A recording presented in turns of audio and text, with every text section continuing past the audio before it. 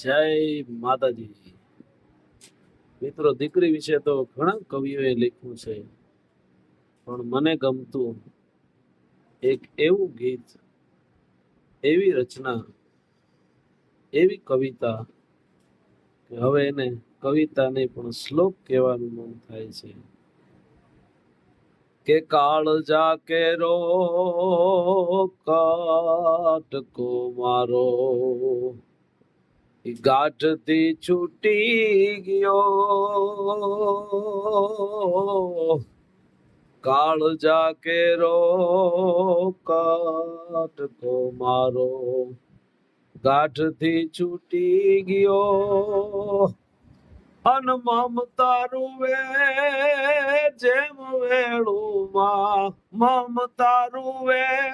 જેમ વેળુમાં વીરડો ફૂટી ગયો, કાળજા કેરો